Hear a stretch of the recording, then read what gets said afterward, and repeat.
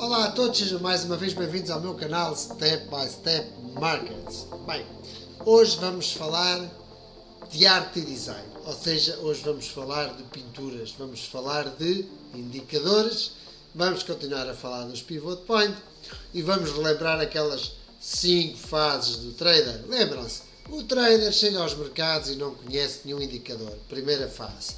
Segunda fase, o indicador chega ao mercado, vê uns vídeos, lê umas coisas e começa a conhecer 2, 3, até 4 indicadores. Segunda fase.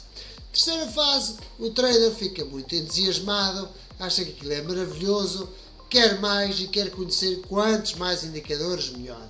Bem, essa é a terceira fase. E, inclusivamente, chega àquela fase em que quanto mais complexo for o indicador, melhor. Ele próprio, o simples facto de não o conhecer bem, torna desafiante, torna a coisa muito realmente apelativa, porque ali está a fórmula, ali está o segredo do sucesso. Bem, chegada à quarta frase, o trader é um pintor, ou seja, tem uma obra de Picasso, de Kandinsky, mais complicada ainda. Tem uma obra que nem ele mesmo já entende. Vê-se tudo menos o preço, ok? Já não se consegue percepcionar nada. E há muitos que encalham nessa fase e simplesmente desistem ou são tão teimosos, aquela típica pessoa lá em casa que quer sempre ter razão e nunca deixa falar os outros e fala mais alto ao ponto de gritar para prevalecer a razão dele. Esse é aquele que nunca passa para a quinta fase, ou seja, nunca passa para a fase da evolução. Então nunca evolui, porque a quinta fase é aquela em que começam a varrer e a tirar os indicadores que não fazem nenhum sentido, que não interessam e ficam somente com aqueles que objetivamente interessam. E depois vai perceber que realmente uns interessam para uma coisa, outros para outras, que outros são úteis, mas que dão a mesma informação. Se nós tivermos numa empresa uma vaga para um trabalhador e tivermos 2 pessoas com aptidões para aquela vaga e para mais nenhuma outra vaga, ou seja, não têm mais qualquer outra aptidão, a verdade é que uma dessas pessoas sobra, está a mais, não é? E estar ali a trabalhar só à espera que a outra fique doente para a substituir, ou para as férias, não se possa dizer que compensa. Bem, então vamos falar de quê? Vamos falar do que faz e não faz sentido incluir os pivot point. Então eu quero aqui já trazer um conceito da economia que eu já falei noutros indicadores e que vou incluí-lo aqui. E o conceito é, quando falamos dos bens, falamos de bens substitutos e bens complementares. Estamos a falar de bens que são diferenciados ou indiferenciados. Portanto, basicamente, são bens que são diferentes ou são similares, não é? Mas estamos a falar dos bens substitutos, é quando um bem é similar e o substituímos por outro bem. E estamos a falar dos bens complementares, é quando há bens que se complementam a um outro.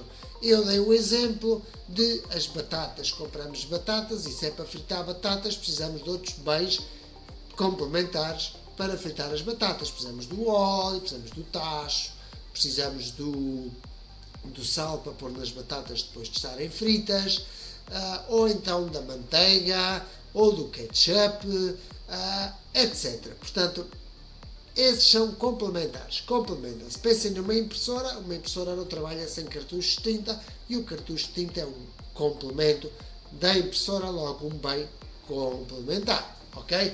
No café, o açúcar. Há quem não beba café com açúcar. Eu, por exemplo, não bebo, mas a maior parte das pessoas bebe. Não nos vamos outra vez entusiasmar e estender muito, mas vamos dizer que nos indicadores existe esse conceito. Vocês querem ver? Eu é que estou a batizá-los de indicadores complementares, indicadores substitutos. Não acredito, não, é pouco provável que encontrem isto em algum livro sobre análise técnica, é pouco provável, mas se encontrarem, foi coincidência, porque ocorreu-se-me, já que a minha área inicial, base, na verdade é a economia. Mas vamos lá então. Então, vamos pôr aqui os pivot point. Temos aqui o índice germânico, pivot point, Vocês já sabem, função da esquerda, pivote, e cá está ele, com as cores que nós já definimos. Ok? Muito bem. O que é que não faz sentido ter aqui?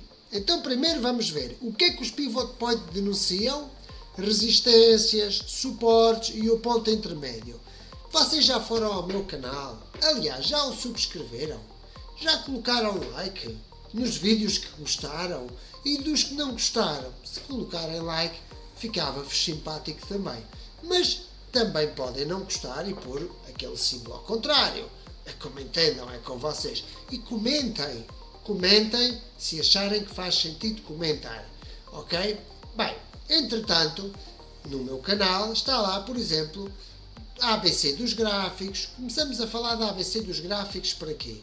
Falar das médias móveis. Simple Moving Average. Primeiro como se formaram estas velas, tudo isto. Bem, o que é que isto nos deu aqui? Um ponto intermédio.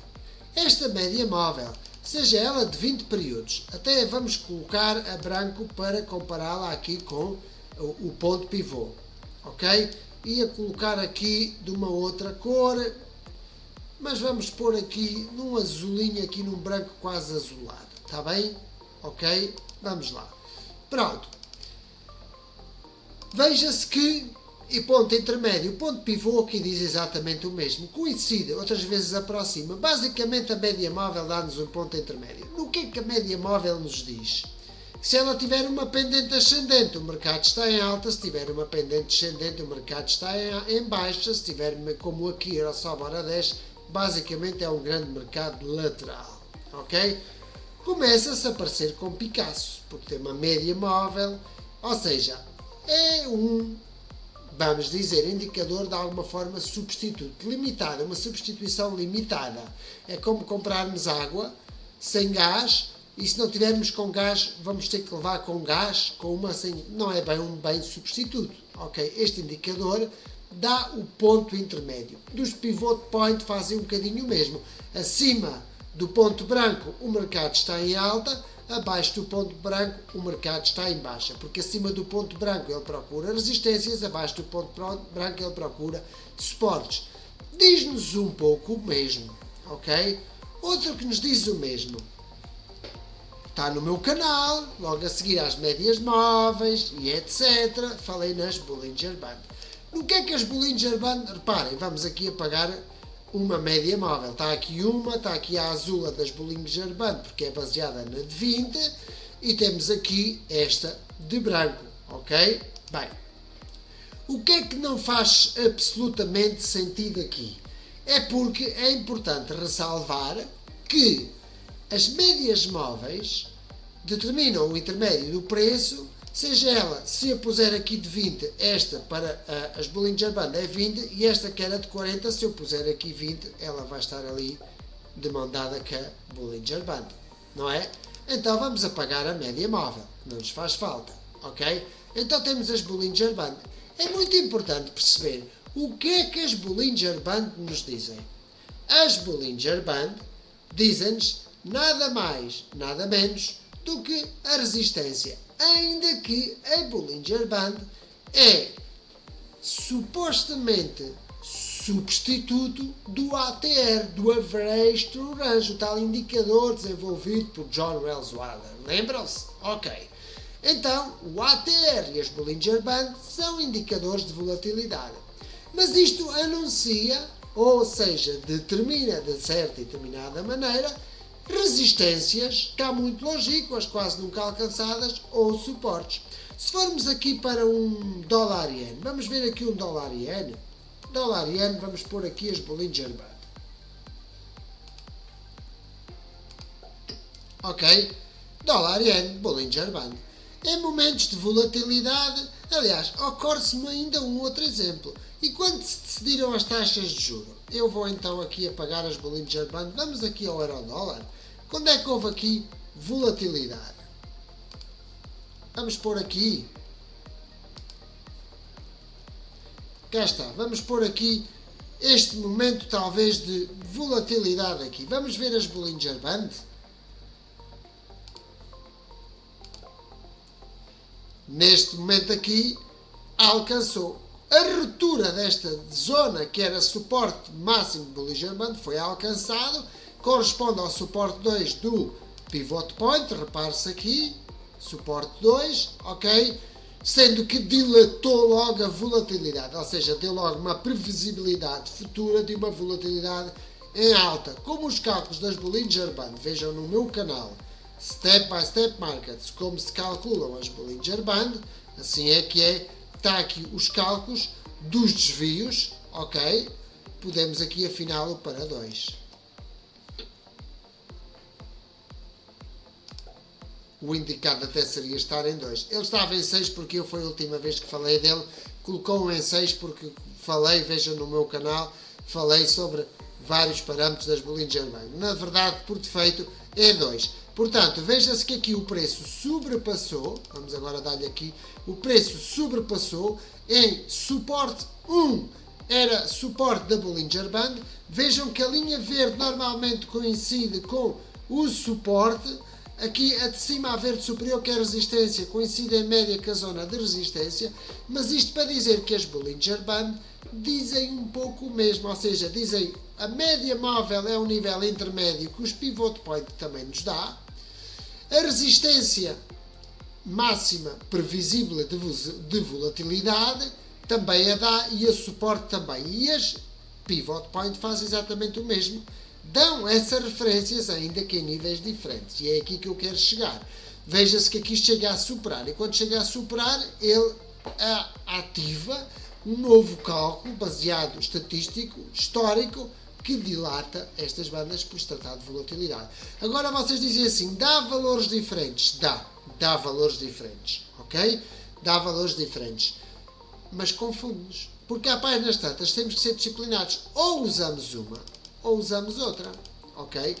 Basicamente é substituto. Então, ou usamos Bollinger Band, ok? E eu, acima da média, tenho os objetivos desta resistência, abaixo da média tenho o objetivo do suporte inferior, ou uso os Pivot Point e retiro as Bollinger Band. Ou uma coisa ou outra.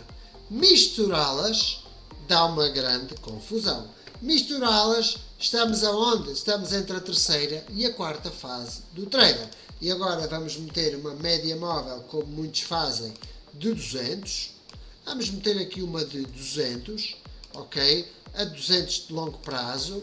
Vamos meter também aqui a de 100, porque a de 100 é de médio prazo.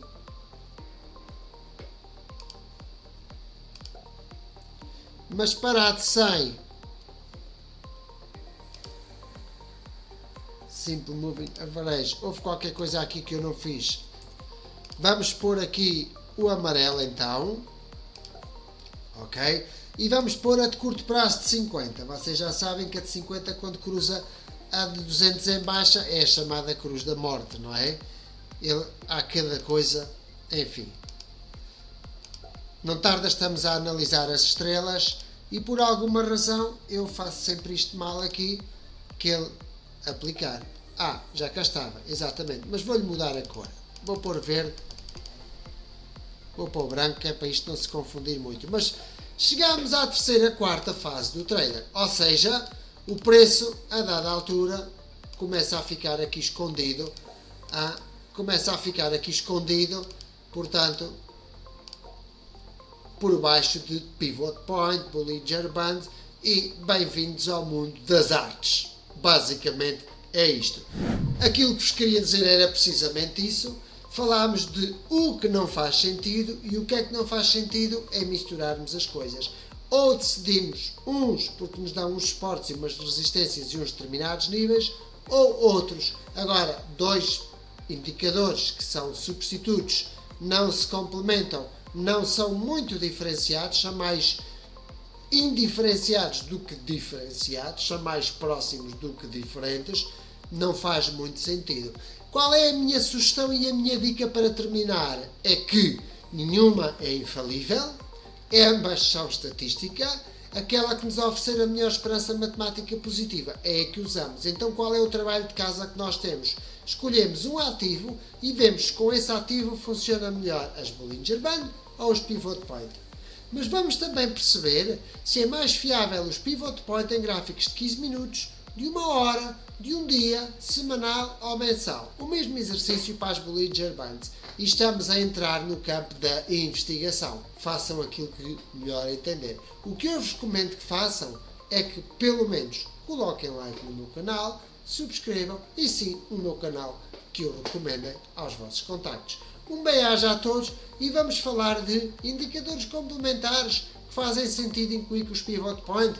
Espero-vos ansiosamente para a próxima semana, porque esse sim será um vídeo de utilidade, já que a única utilidade que teve foi dizer aquilo que em princípio não se deverá fazer. Um bem-aja.